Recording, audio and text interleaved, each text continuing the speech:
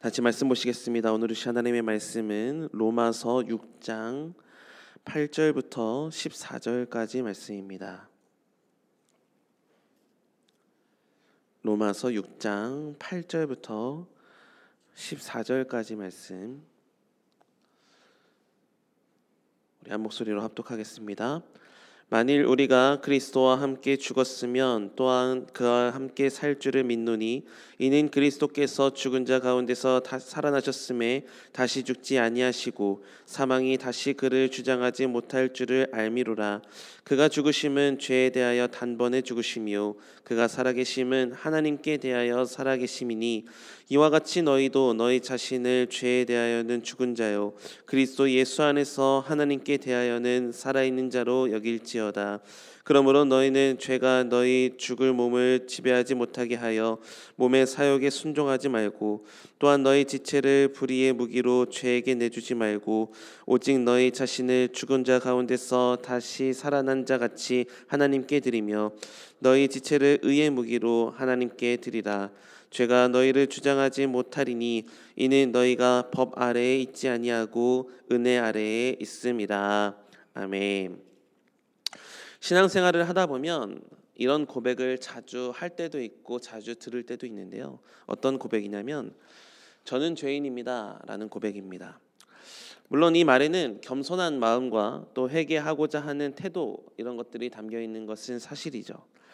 하지만 성경은 우리에게 너는 죄인이다 이런 정죄의 꼬리표를 붙이진 않습니다. 분명 우리가 죄인인 것은 맞지만요, 지금은 그 예수님의 십자가의 은혜로 구원받은 사람들이다라는 것이죠. 예수님께서는 십자가에서 죄를 짊어지시고 단번에 죽으셨습니다. 그리고 다시 살아나셔서 하나님을 위해 사셨습니다. 그 예수님과 하나 된 우리, 그 예수님과 연합된 우리이기에 우리 역시 이제는 죄에 대해서는 죽은 사람이고 하나님께 대해서는 살아있는 사람이다 라고 불리게 된 줄 믿으시기 바랍니다. 그래서 예수를 믿고 성도가 된 우리의 정체성은 더 이상 죄인이 아닙니다. 우리는 죄에서 벗어난 사람, 은혜 안에 살아가는 하나님의 자녀가 우리의 정체성입니다. 그러므로 오늘 이 말씀을 통해서 우리가 어떤 사람인지 다시금 확인하고 그 안에서, 은혜 안에서 어떻게 살아가야 되는지 함께 은혜를 나누고자 합니다. 먼저 오늘 본문 8절의 말씀인데요. 만일 우리가 그리스도와 함께 죽었으면 또한 그와 함께 살 줄을 믿노니, 바울은 이렇게 말씀합니다.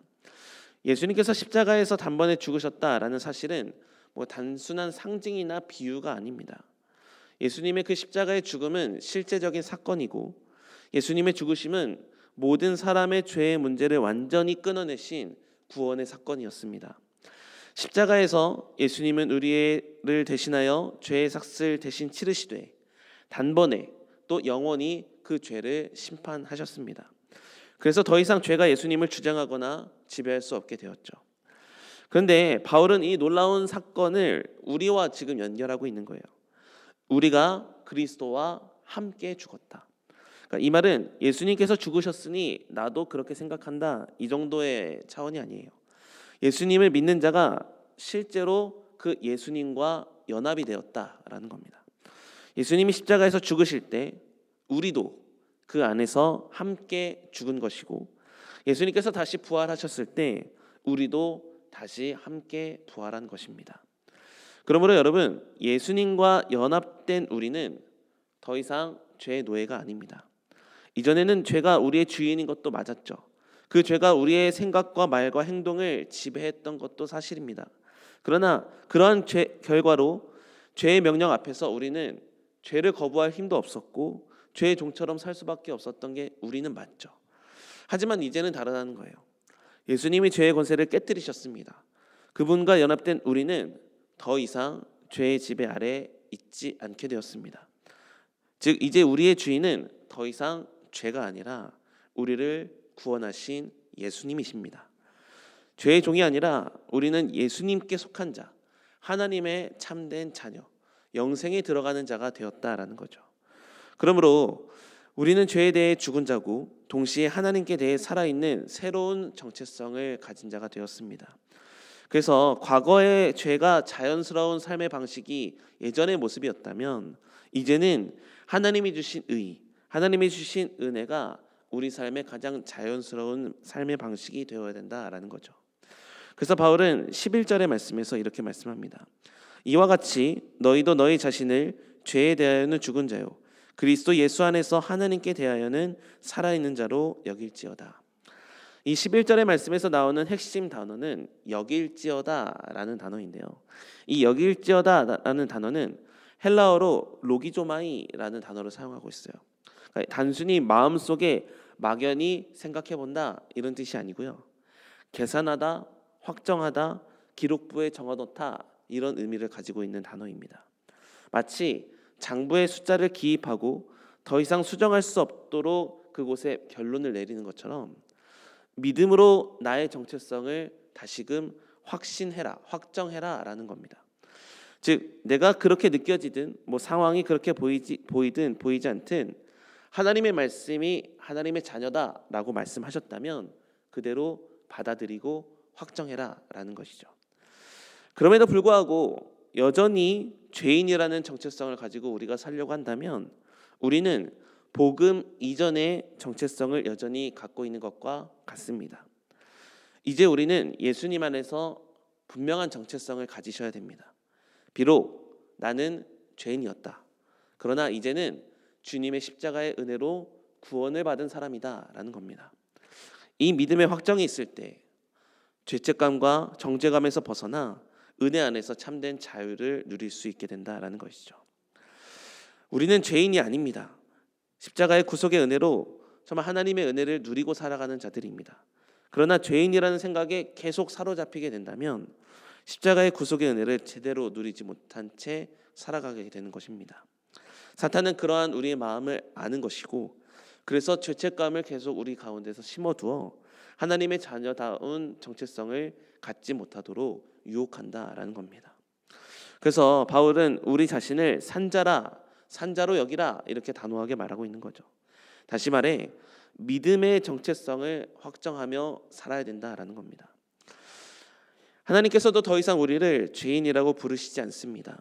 오히려 우리를 내 아들이라 내 딸이라 말씀하시며 의롭다 칭하여 주신 은혜의 자녀로 불러주십니다.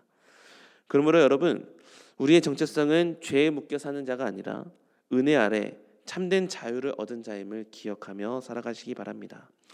마지막으로 13절 14절에서는 바울이 이렇게 권면합니다.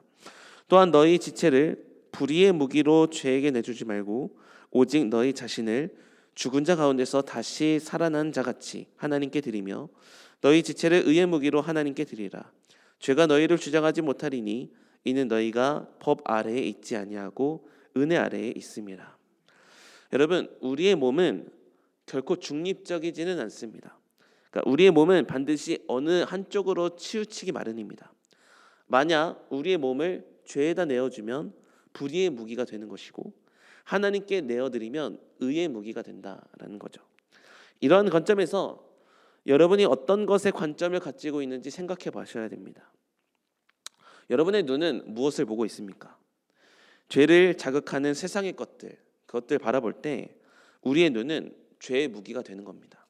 그러나 반대로 하나님의 말씀을 읽고 하나님만 바라보려 할 때 우리의 눈은 하나님께 드려진 의의 무기가 될 줄 믿습니다. 우리의 입술도 마찬가지입니다.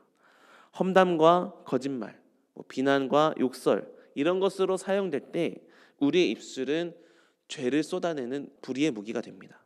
하지만 누군가를 위로하고 축복하고 믿음의 말을 할 때 우리의 입술은 의의 무기가 된다라는 거죠. 우리의 손과 발도 마찬가지입니다.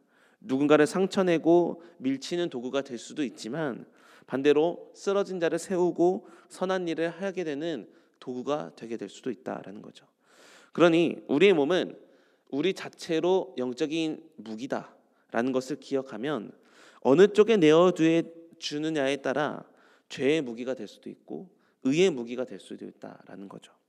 그래서 어떤 정체성을 가지고 사는지가 어떤 행동에 영향을 끼치고 반대로 어떤 행동을 하느냐가 어떤 정체성을 드러내기 때문에 죄에 내어주는 행동을 하는 것이 아니라 믿음의 행동을 하고 믿음의 정체성을 갖기 힘쓰라라는 말씀을 하고 있는 것이죠.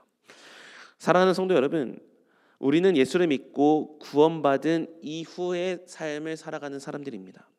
여전히 세상은 우리를 옛사람이라고 죄인이라고 정죄하겠지만 우리의 모든 죄를 십자가에서 대속하신 예수님의 은혜를 입은 사람들이기 때문에 우리는 거룩한 자라고 의인이라고 칭함을 받은 하나님의 자녀들이 된 줄 믿으시기 바랍니다. 그래서 우리의 정체성은 구원받은 자의 정체성입니다. 그러니 은혜로 구원받은 자답게 날마다 우리 자신을 하나님께 드려 삶의 모습을 통해서도 하나님의 사람이라는 정체성을 드러낼 수 있기를 바라고, 반대로 하나님의 사람이라는 정체성답게 죄악의 행위에서 떠나 의의 행위를 추구하며 살아가셔서 오늘 하루도 하나님의 기쁨이 되고 하나님의 자랑이 되며 죄와 사망의 권세 안에서 정말 억압된 자로 살아가는 것이 아니라 십자가 안에서 참된 자유를 누리며 살아가는 여러분의 삶이 다 되시기를 주님의 이름으로 축복합니다. 기도하시겠습니다. 하나님 감사합니다. 죄에 대해서 죽은 자로 또 하나님께 대해서 살아있는 자로 여기는 삶을 살아갈 수 있도록 구원의 은혜를 베풀어 주시니 감사드립니다. 여전히 사탄은 우리 안에 정죄감을 갖다 주지만 그 정죄감은 우리를 죽일 수 있지 못합니다. 예수님께서 이미 우리의 모든 죄를 해결해 주셨기 때문에 우리는 정죄 안에 살아가는 것이 아니라 주님 주신 은혜 안에 살아가는 자가 되게 된 줄 믿습니다. 우리 안에 죄의 어떠한 유혹이 찾아올 때마다 십자가를 바라보게 하시고 구원의 은혜를 바라보게 하시고 하나님의 정체성을 회복할 수 있도록 믿음을 구하여서 정말 죄 가운데 사는 것이 아닌 은혜 가운데 사라지는 역사가 일어날 수 있도록 인도하여 주시옵소서. 오늘 하루도 하나님의 은혜 가운데서 우리의 삶을 지켜주시고 인도하여 주실 줄 믿습니다. 그 하나님의 신실하심과 인도하심에 우리의 영혼을 온전히 맡기오니 하나님 함께해 주시고 통치하여 주시고 은혜로 갚아 주시옵소서. 감사드리며 예수님의 이름으로 기도드립니다. 아멘.